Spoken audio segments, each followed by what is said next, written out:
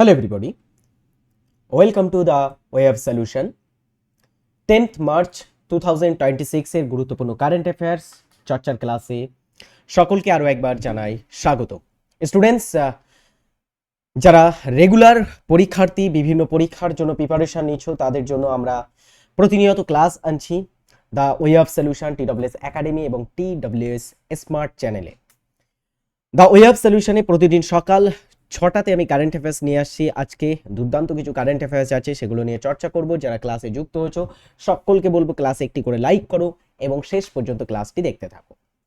Railway foundation batch TWS একাডেমিতে already launch হয়ে গেছে। ইচ অ্যান্ড এভরিবডি যারা এখনো ডাউনলোড করোনি অবশ্যই TWS একাডেমি অ্যাপ ডাউনলোড করো এবং তোমার পছন্দসই ব্যাচে অ্যাডমিশন নিয়ে ফেলো। রেলওয়ে ফাউন্ডেশন ব্যাচ, এখানে তোমরা rail, group D, NTPC, RPF সমস্ত ধরনের পরীক্ষার প্রিপারেশন একটা ব্যাচ থেকে নিতে পারবে।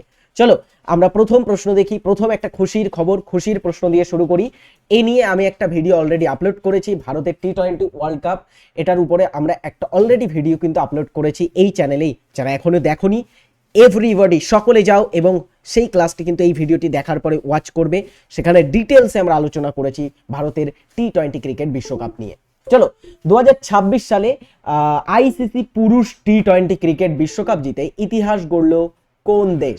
রাইট অ্যান্সার হচ্ছে আমাদের ভারত T20 ওয়ার্ল্ড কাপ জিতেছে তৃতীয়বারের জন্য। Indian team become the first side to win the men's T20 world cup 3 times. ভারত প্রথম দেশ বিশ্বের মধ্যে যারা এই ওয়ার্ল্ড কাপ 3বার জিতেছে 2026টা ধরে। এই বছরে আমরা যে T20 ওয়ার্ল্ড কাপ যদি দেখি, ফাইনাল খেলা হয়েছিল ইন্ডিয়া অ্যান্ড নিউজিল্যান্ডের মধ্যে। ফাইনাল খেলা 8ই মার্চ খেলা হয় নরেন্দ্র মোদী স্টেডিয়াম। সেটা পুরো বিষয় নিয়ে আমরা ক্লাস কিন্তু অলরেডি আপলোড করে দিয়েছি, একটা ভিডিও আপলোড করেছি। ইচ অ্যান্ড এভরিবডি আবার বলছি, না দেখলে ফুল ভিডিওটা দেখে নাও। ফাইনাল ম্যাচ হাইলাইটে কি হয়েছে? ভারত ব্যাটিং করতে নামে, ভারত 5 উইকেটের বিনিময়ে 255 রান করে, যা T20 বিশ্বকাপের ফাইনালে সর্বোচ্চ রান। এটা মানে এর আগে কোনো টিম এত রান T20 বিশ্বকাপের ফাইনালে কিন্তু করতে পারেনি।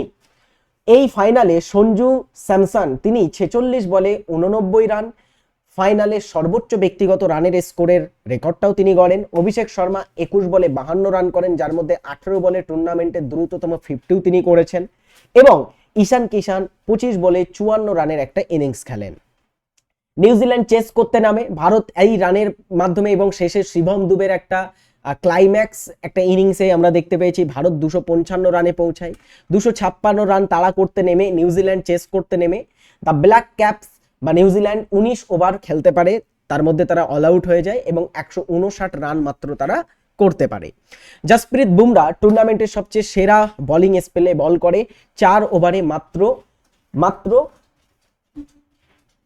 4টে উইকেট নিয়ে 15 রান দিয়েছে মাত্র। হ্যাঁ, 4 ওভারে 4 উইকেটে 15 রান দিয়েছে এবং প্লেয়ার অফ দ্য ম্যাচে খেতাবটাও তিনি জিতেছেন। অর্থাৎ ফাইনালে ম্যান অফ দ্য ম্যাচ বা প্লেয়ার অফ দ্য ম্যাচ কে হয়েছেন?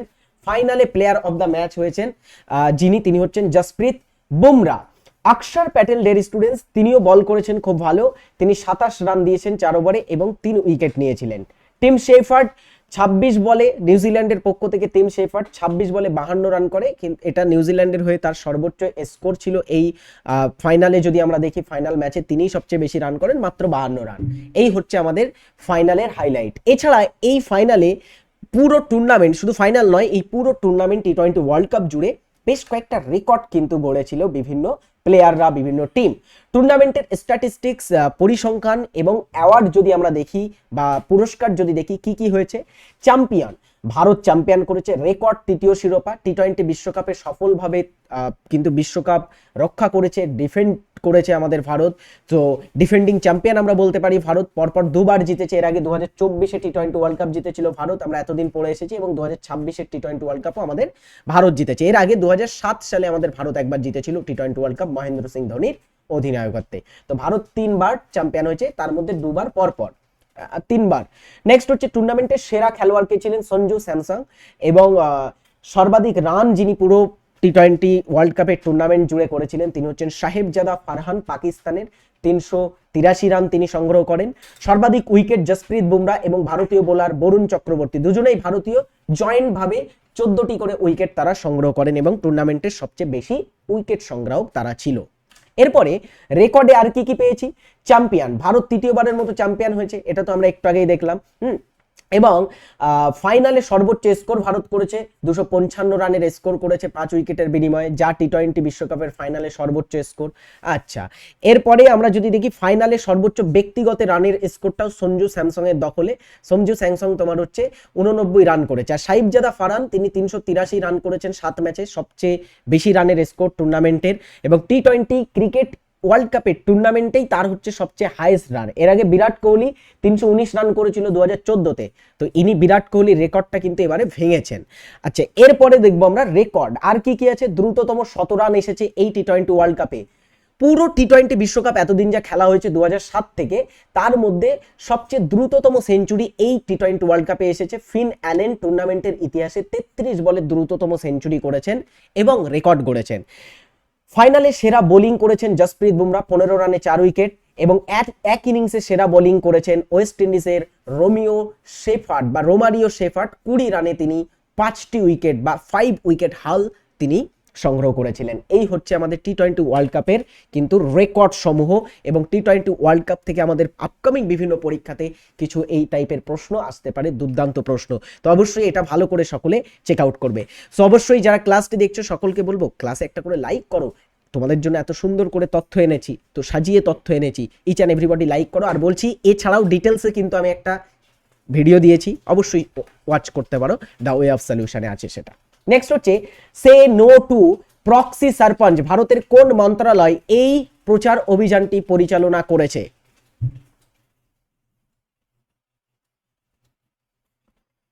সারপঞ্চ কাকে বলা হয়? যিনি পঞ্চায়েতের প্রধান হয়ে থাকেন তাকে আমরা সারপঞ্চ বলে থাকি। পঞ্চায়েত প্রধানকে সারপঞ্চ বলা হয়। যিনি প্রক্সি, বিভিন্ন পঞ্চায়েতে আমরা দেখব মহিলা যারা থাকে, মহিলা প্রধান হয়ে থাকে পঞ্চায়েত প্রধান, তাদের হয়ে অনেক সময় পঞ্চায়েত প্রধানের যিনি স্বামী থাকেন বা তার যিনি তোমার হচ্ছে হাজবেন্ড থাকেন, তিনি কিন্তু দায়িত্ব সামলে থাকেন। তো এটাকে আমরা প্রক্সি সারপঞ্চ বলি। তো সে নে টু প্রক্সি সারপঞ্চ, এটা পঞ্চায়েতি রাজ মন্ত্রক এই নামে একটা ট্যাগলাইন বা প্রচার অভিযান চালিয়েছে recently. The government on Sunday, রবিবার 8ই মার্চ তোমার হচ্ছে launched a social media campaigning to spotlight the sarpanch pati practices. এই যে সরপঞ্চ পতি বলে একটা প্র্যাকটিসেস আছে, মানে প্রক্সি সরপঞ্চ যেটাকে বলা হচ্ছে, হ্যাঁ, মানে প্রক্সি প্রধান। পঞ্চায়েত ওয়েব সিরিজ যদি তোমরা কেউ দেখে থাকো তাহলে দেখবে সেখানে কি হয়, পঞ্চায়েতে যিনি তোমার হচ্ছে একজন মহিলা পঞ্চায়েত প্রধান থাকেন, কিভাবে তার স্বামী তোমার হচ্ছে পঞ্চায়েতের দায়িত্বটা সামলায়, হ্যাঁ, আনকনস্টিটিউশনাল ভাবে। তো এই ব্যাপার, এই যে প্রক্সি সারপঞ্চ, এটাকে কল আউট করার জন্য, স্পটলাইট জনসমক্ষে আনার জন্য এবং তার উপরে অ্যাকশন নেওয়ার জন্য এই কিন্তু অ্যানাউন্সমেন্ট সে নো টু বা এই ক্যাম্পেনিং সে নো টু প্রক্সি সারপঞ্চ এটা অ্যানাউন্স করেছে পঞ্চায়েত রাজ মন্ত্রক। নেক্সট হচ্ছে সম্প্রতি কোন এশীয় দেশ 16 বছরের কম বয়সীদের জন্য সোশ্যাল মিডিয়া নিষিদ্ধ করার সিদ্ধান্ত নিয়েছে? 16 বছরের কম বয়সী যারা শিশু আছে, শিশু তো বলবো না, মানে বালক আর কি, তাদের জন্য সোশ্যাল মিডিয়া নিষিদ্ধকরণ করা হয়েছে একটা দেশে রিসেন্টলি, বা সিদ্ধান্ত নিয়েছে সেই দেশ। সেই দেশটা হচ্ছে ইন্দোনেশিয়া। ইন্দোনেশিয়ার রাষ্ট্রপতি প্রবিও সুবিয়ান্তো, তার আন্ডারে আমরা দেখব ইন্দোনেশিয়া টু ব্যান, তারা ব্যান বা নিষিদ্ধ করতে চলেছে social media and other online platform for under 16, যারা 16 বছরের কম বয়সী তাদের জন্য সোশ্যাল মিডিয়া এবং অন্যান্য অনলাইন প্ল্যাটফর্ম তারা বন্ধ করতে চলেছে। নেক্সট 2026 সালে অল ইংল্যান্ড ওপেন ব্যাডমিন্টন চ্যাম্পিয়নশিপে পুরুষদের এককে রানার আপ হয়েছেন কোন ভারতীয়? মানে একজন ভারতীয় খেলোয়াড় অল ইংল্যান্ড পুরুষদের যে একক সিঙ্গেলস মানে টুর্নামেন্টটা হয়ে থাকে সেখানে তিনি ফাইনালে পৌঁছেছিলেন, কিন্তু ফাইনালে আনফরচুনেটলি তিনি হেরে যান এবং রানার আপ হয়েছেন। রানার আপ যিনি হয় তিনি রৌপ্য পদক পায়, আমরা যেটা জানি। তো রানার আপ কে হয়েছেন? লক্ষ্য সেন। আচ্ছা, এই অল ইংল্যান্ড ব্যাডমিন্টন চ্যাম্পিয়নশিপ স্ট্র্যাটেজিতে আমরা পড়েছি, প্রথম যিনি all England badminton championship Bharat থেকে জিতেছিলেন তার নাম হচ্ছে প্রকাশ পাডুকন, এটা একটু নোট করে নিতে পারো। নেক্সট হচ্ছে all England open badminton championship, এটা ব্যাডমিন্টনের সাথে যুক্ত। বিডব্লিউএফ ওয়ার্ল্ড চ্যাম্পিয়নশিপের পরেই কিন্তু এটা খুব প্রেস্টিজিয়াস একটা টুর্নামেন্ট। ইন্ডিয়াস লক্ষ্য Sen settled for runner up title after losing two Lin চুন লিন চুন ইনি হচ্ছেন চাইনিজ তাইপেই বলে একটা দেশ আছে, চাইনিজ তাইপের কিন্তু একজন বা তাইপের কিন্তু একজন তিনি প্লেয়ার, যিনি বা যার বিপক্ষে লক্ষ্য সেন খেলে ফাইনালে। And straight game in the men's singles final today. তো মেন সিঙ্গেলস ফাইনাল একটা গেমস, সেখানে লিন চুন ইর কাছে লক্ষ্য সেন পরাজিত হয় এবং তিনি কিন্তু রানার আপ হয়েই তাকে সেটেল থাকতে হয়েছে, বা রানার আপ মানে সেকেন্ড পজিশন নিয়েই তাকে কিন্তু সন্তুষ্ট হতে চলেছে। যাই হোক, পরেরটা আমরা দেখব।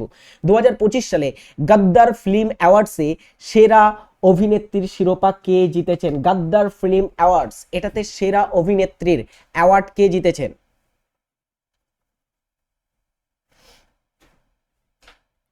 গদ্দার ফিল্ম অ্যাওয়ার্ডসে সেরা অভিনেত্রী অ্যাওয়ার্ড জিতেছেন রশ্মিকা মান্দানা। ভুল আছে উত্তরটা, রশ্মিকা মান্দানা রাইট অ্যান্সার হবে। Rashmika Mandanna recently won the best actress বা সেরা অভিনেত্রীর award at the Telangana Gaddar film award. তাহলে এই গদ্দার ফিল্ম অ্যাওয়ার্ড কারা দিচ্ছে? তেলেঙ্গানা দিচ্ছে। স্ট্র্যাটেজিক জিকে টাইপের প্রশ্ন হতে পারে এখান থেকে যে গদ্দার ফিল্ম অ্যাওয়ার্ড কারা দেয়? তেলেঙ্গানা দেয়। 2025 for her performance in the girlfriend. Girlfriend হচ্ছে একটা মুভির নাম রশ্মিকা মান্দানার। সেই মুভিতে তিনি ভালো পারফরমেন্স করেছেন এবং তার জন্য রশ্মিকা মান্দানাকে এই প্রাইজটা দেওয়া হয়েছে বা শিরোপাটা তিনি জিতেছেন রিসেন্টলি। চলো পরের প্রশ্ন এটা। 2026 সালে প্রথম ক্রিকেটার হিসাবে কার আদলে বারবি পুতুল তৈরি করা হয়েছে? একজন ভারতীয় মহিলা ক্রিকেটার বা ক্রিকেট প্লেয়ার যার আদলে আমরা দেখব বারবি পুতুল তৈরি করা হয়েছে, তিনি হলেন Smriti Mandhana. Smriti Mandhana makes history as first cricketer to get her own Barbie ahead of Women's Day 2026। তো এই যে আমাদের সম্প্রতি 8ই মার্চ আন্তর্জাতিক নারী দিবস পালিত হলো, তার ঠিক আগেই, হ্যাঁ, সেই নারী দিবসের আবহে তার ঠিক আগেই আমরা দেখব স্মৃতি মান্দানা, ভারতীয় ক্রিকেট দলের তিনি ভাইস ক্যাপ্টেন এবং ভারতীয় ক্রিকেট দলের একজন ব্যাটসম্যান। আমরা দেখব সেই স্মৃতি মান্দানা তিনি হিস্ট্রি ক্রিয়েট করেছেন, প্রথম মহিলা ক্রিকেটার যার নামে বা যার একটা কিন্তু বারবি পুতুল বার হয়েছে। ভারতের প্রথম খেলো ইন্ডিয়া ট্রাইবাল গেমস কোন রাজ্যে অনুষ্ঠিত হতে চলেছে? উপজাতি গেমস, ট্রাইবাল গেমস, বুঝেছো? খেলো ইন্ডিয়া ট্রাইবাল গেমস ভারতে প্রথম অনুষ্ঠিত হতে চলেছে এই বছরে 2026-এ চালু হতে চলেছে, লঞ্চ হচ্ছে। তো এই খেলো ইন্ডিয়া ট্রাইবাল গেমসে কোন রাজ্যে এটা অনুষ্ঠিত হতে চলেছে?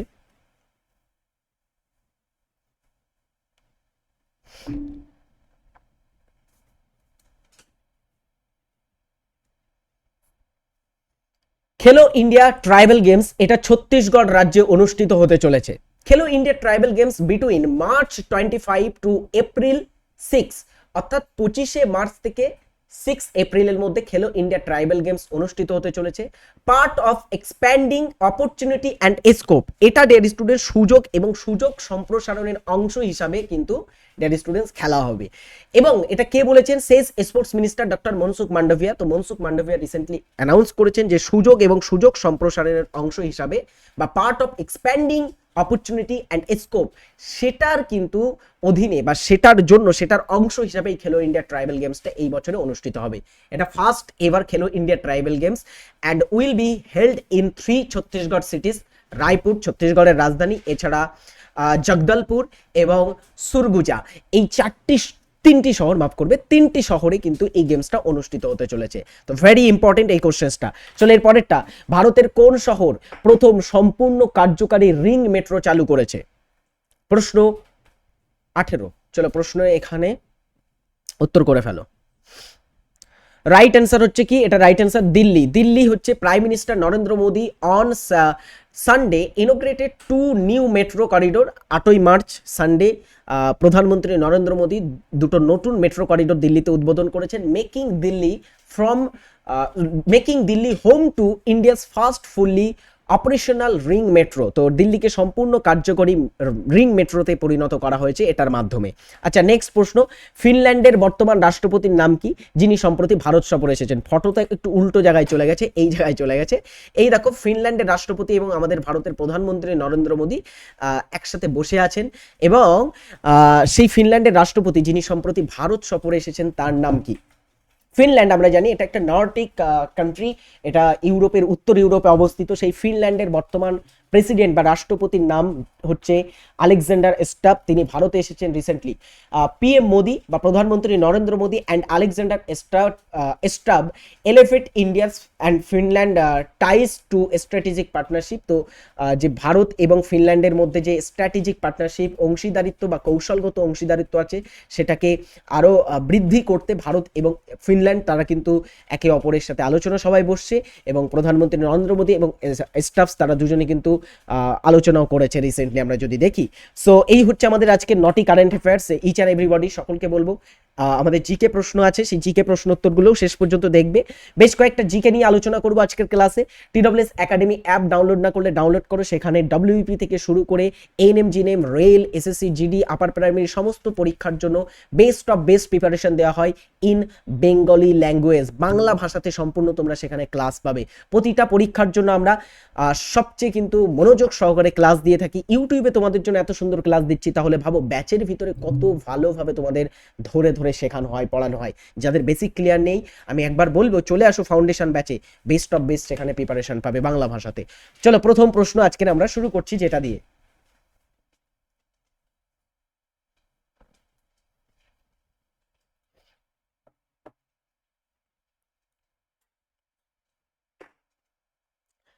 ভারত সরকারের অর্থ বিল পার্লামেন্টের কোন কক্ষে পেশ করা হয়? পার্লামেন্টের যে কক্ষে পেশ করা হয় সেটা হচ্ছে লোকসভায়। আমরা জানি অর্থ বিল পেশ করা হয় লোকসভা, হচ্ছে পার্লামেন্টের নিম্ন কক্ষের নাম। আমাদের পার্লামেন্টের যে নিম্ন কক্ষ, দুটো কক্ষ আছে, তার মধ্যে নিম্ন কক্ষের নাম কি? নিম্ন কক্ষের নাম হচ্ছে লোকসভা, সেখানে আমরা দেখবো অর্থ বিল পেশ করা হয়। প্রোটিন পরিপাকের পর কিসে রূপান্তরিত হয়? এই যে প্রোটিন, আমরা দেখব প্রোটিন পরিপাক হয়ে থাকে। এই যে প্রোটিনটা বিভিন্ন এনজাইম এটাকে কিন্তু ভেঙে দেয় আমাদের।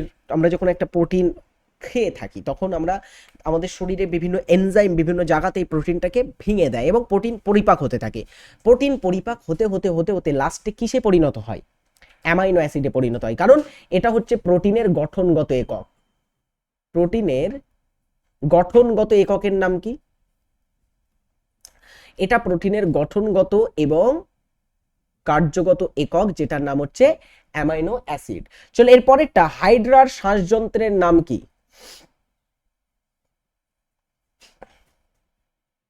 হাইড্রার শ্বাসযন্ত্রের নাম কি? ফুলকা, এপিডার্মিস, মিউকাস পর্দা নাকি অতিরিক্ত শ্বাসযন্ত্র? দ্রুত সকলকে বলবো ক্লাসে একটা করে লাইক করো।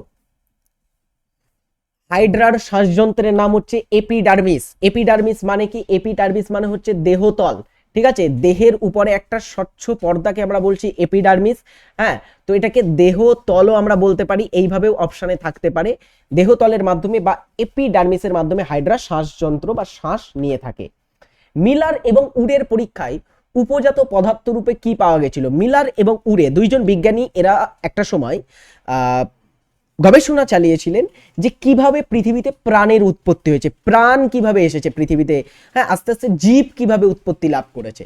তো সেই জীবের উৎপত্তি বিষয়ে গবেষণা করতে গিয়ে মিলার এবং উড এরা দুজনে একটা জায়গাতে তোমার হচ্ছে সেই পৃথিবী যখন সৃষ্টি হয় তখন কেমন পরিস্থিতি ছিল তেমন একটা পরিস্থিতি তৈরি করে এবং একটা পরীক্ষা চালায়। এই মিলার এবং উডের পরীক্ষায় আবিষ্কার হয়েছিল অ্যামাইনো অ্যাসিড, ঠিক আছে?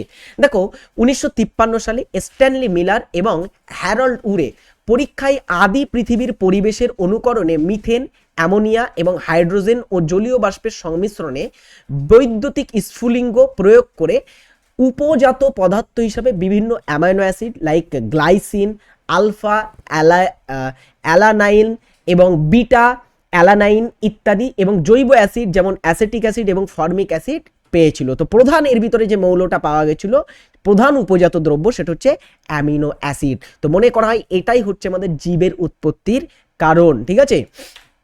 চলো এরপরেরটা 6 নম্বর প্রশ্ন, 6।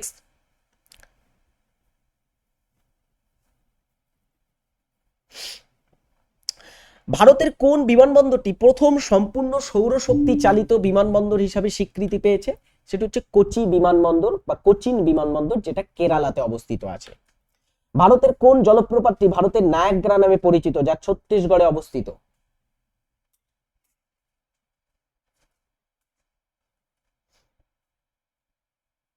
ভারতের নায়াগ্রা কাকে বলা হয়? যেটি ছত্তিশগড়ে অবস্থিত আছে? রাইট অ্যান্সার হচ্ছে চিত্রকূট। এটি ছত্তিশগড়ে একটা নদীর উপরে আছে, বলো কোন নদীর উপরে আছে? ছত্তিশগড়ের একটা নদীর উপরে আছে, যে নদীর উপরে আছে সেটি হচ্ছে ইন্দ্রাবতী নদী। ইন্দ্রাবতী নদীতে অবস্থিত আছে এটি। চলো নেক্সট প্রশ্নে আমরা আসব, যেটি হচ্ছে এটি মেট্রোপলিটন ইনস্টিটিউট কবে স্থাপিত হয়? মেট্রোপলিটন ইনস্টিটিউট, এটার বর্তমান নাম কি জানো? এর বর্তমান নাম হচ্ছে বিদ্যাসাগর কলেজ, কলকাতাতে অবস্থিত আছে বিদ্যাসাগর কলেজ। তো এই বিদ্যাসাগর কলেজ কবে স্থাপিত হয়? এটা মেট্রোপলিটন ইনস্টিটিউট প্রথমে ছিলেন, এটা 1872 সালে ঈশ্বরচন্দ্র বিদ্যাসাগর প্রতিষ্ঠা করেন। ঈশ্বরচন্দ্র বিদ্যাসাগর প্রতিষ্ঠা করেন।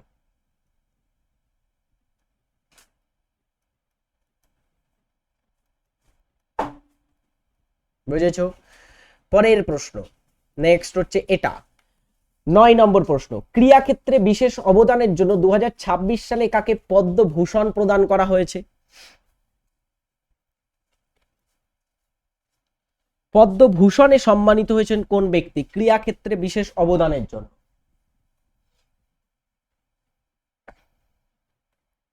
ক্রীড়াক্ষেত্রে বিশেষ অবদানের জন্য আমরা দেখব পদ্মভূষণ পুরস্কার যিনি পেয়েছেন তিনি হলেন বিজয় অমৃতরাজ। বিজয় অমৃতরাজ হচ্ছে একজন ভারতের লন টেনিস প্লেয়ার। ইনি আগে ডের স্টুডেন্টস এর আগে অর্জুন পুরস্কার এবং পদ্ম পুরস্কার পেয়েছিলেন বা পদ্মশ্রী পেয়েছিলেন। রোহিত শর্মাও 2026-এ কিন্তু পুরস্কার পেয়েছেন। কি পুরস্কার? রোহিত শর্মা পেয়েছেন ডের স্টুডেন্টস পদ্মশ্রী পুরস্কার। রোহিত শর্মা পদ্মশ্রী পেয়েছেন। ওকে, চলে পরেরটা, এটা ভারতের অরণ্য গবেষণাগার কোথায় অবস্থিত? সেন্ট্রাল ফরেস্ট রিসার্চ ইনস্টিটিউট কোথায় আছে? কোশ্চেন 10।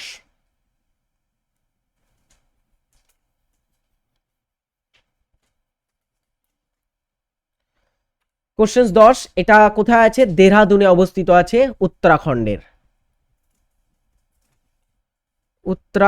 দেহরাদুনে। চলো এরপরে, এটা লোহায় মরিচা ধরা আসলে কি ধরনের বিক্রিয়া? কমেন্ট বক্সে অবশ্যই সকলে এটার উত্তর জানাবে। নেক্সট হচ্ছে কোন নিচের কে বিহারে কৃষক আন্দোলনের সাথে যুক্ত ছিলেন? দেখো বিহার রাজ্য, বিহার বলে রাজ্যে আমরা কৃষক আন্দোলনের কথা বললেই প্রথমে যার নাম আসবে তার নাম হচ্ছে কৃষক নেতার যদি আমরা নাম বলি বা কৃষক আন্দোলনের একজন উল্লেখযোগ্য নেতৃত্বের নাম বলি, তিনি হচ্ছেন স্বামী সহজানন্দ সরস্বতী। তাই তো, স্বামী সহজানন্দ সরস্বতী তিনি হচ্ছেন বিহারে কৃষক আন্দোলনের সব থেকে উল্লেখযোগ্য নাম, কিন্তু তিনি তো অপশানে নেই। তাহলে রাইট অ্যান্সার হচ্ছে রাজেন্দ্র প্রসাদ। রাজেন্দ্র প্রসাদ ভারতের প্রথম রাষ্ট্রপতি ছিলেন। তার আগে তিনি 1917 সালে যখন বিহারে তোমার মহাত্মা গান্ধীর চম্পারণ সত্যাগ্রহ হয়েছিল, সেই চম্পারণ সত্যাগ্রহে নেতৃত্ব তিনি কিন্তু ছিলেন বা চম্পারণ সত্যাগ্রহের সাথে তিনি যুক্ত ছিলেন।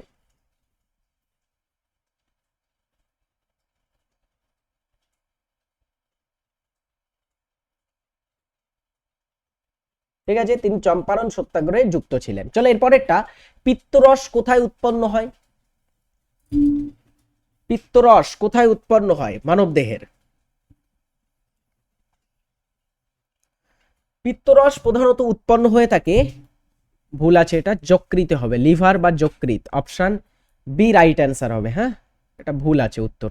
চলো এর পরেরটা, ভারতের প্রথম রেলওয়ে বিশ্ববিদ্যালয় বা national rail and transportation institute কোথায় অবস্থিত? ভারতের রেল ব্যবস্থা এবং রেল এবং পরিবহন ইনস্টিটিউট বা বিদ্যালয় বা বিশ্ববিদ্যালয় কোথায় অবস্থিত আছে? পুনে, খড়গপুর, বারাণসী নাকি ভদোদরা? এই প্রশ্নটা না আজ থেকে বেশ কয়েক বছর আগে রেলওয়ে এনটিপিসির পরীক্ষায় এসেছিল। এটা হচ্ছে এনটিপিসির একটা পিওয়াইকিউজ বলতে পারো প্রশ্নটা। হ্যাঁ, বেশ কয়েক বছর আগে প্রশ্নটা দিয়েছিল রেলওয়ে এনটিপিসিতে। প্রশ্নটা এখন ইম্পর্টেন্ট বিকজ ভদোদরাতে এটা অবস্থিত এবং রিসেন্ট টাইমে খবরের শিরোনামে এসেছে। ভদোদরা কোথায়? গুজরাট। এই ভদোদরা যেটা, সেটাকে আগে আমরা বলতাম বরোদা।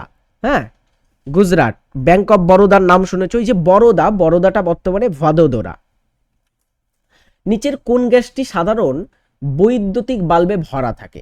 সাধারণ যে বৈদ্যুতিক বাল্ব হয় আর কি, যেটাতে ফিলামেন্ট থাকে, সেই বৈদ্যুতিক বাল্বে কোন গ্যাস থাকে? অক্সিজেন, হাইড্রোজেন, নাইট্রোজেন বা আর্গন, নাকি কার্বন ডাইঅক্সাইড?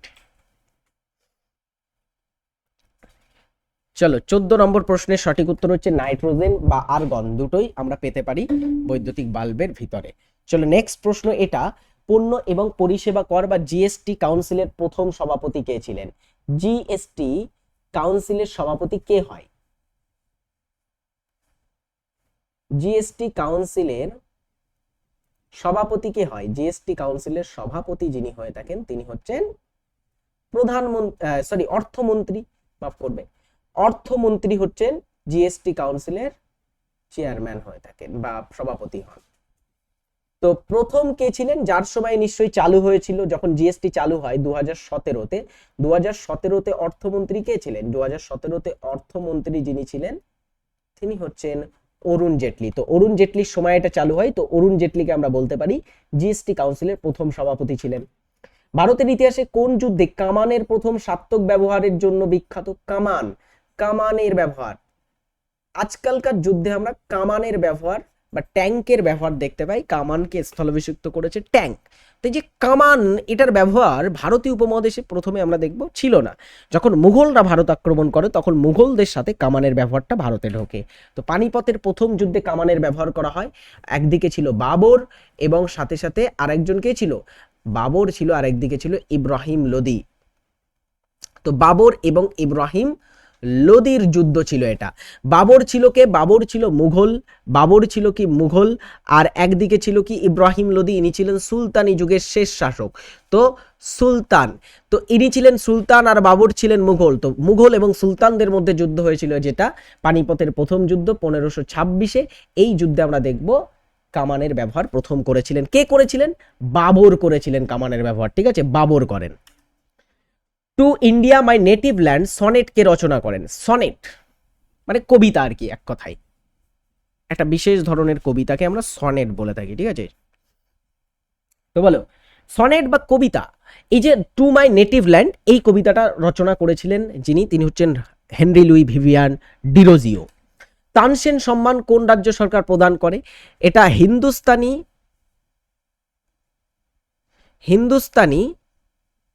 শাস্ত্রীয় সঙ্গীতে প্রদত্ত, ঠিক আছে, হিন্দুস্তানি শাস্ত্রীয় সঙ্গীতে এটা প্রদান করা হয়।